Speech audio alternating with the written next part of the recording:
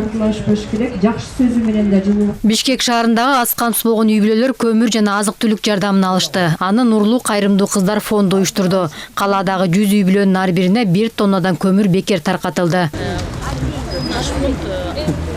Биз кайрымдуулугубузду жүрөктөн чыккан жылуулук деп атадык. Энергетикалык каатчылыкта жардамга муктаж үй бүлөлөргө көмүр таратып жардам берели дедик. Ошондой эле 1,5 даана баштыкка салынган азык таратабыз. Таратылып жаткан жардамды 6 баланын энеси Умида Алимбаева да алды. Мындай жардам убагында берилип жатканын айтып кубанат. Себеби кыш мезгилинде аз убакытка болсо да үйдү жылытуу маселеси чечилди. Бизде чакырып, көп балаларга, майыптарга баарыбызга жардам берип турганына Алла разы болсун. Ушундай кайрымдуулук фонддор көп болсун. Нурлуу кыздар кайрымдуулук фонду 2 жыл мурун уюшулган. Анда пандемия күч алып турганда дары-дармекке муктаж жарандарга жардам беришкен. Бул жолу колунда жок жарандарга да көмөк көрсөтүшүүдө. Азык-түлүк белекке бердик.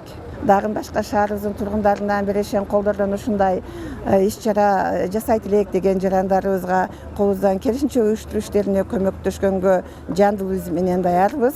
Фонд жардам берүүнү мындан ары да улантат. Аз камсыз болгондордон тышкары майыптыгы бар жарандардын үйлөрүнө көмүрдү өздөрү жеткирип беришет.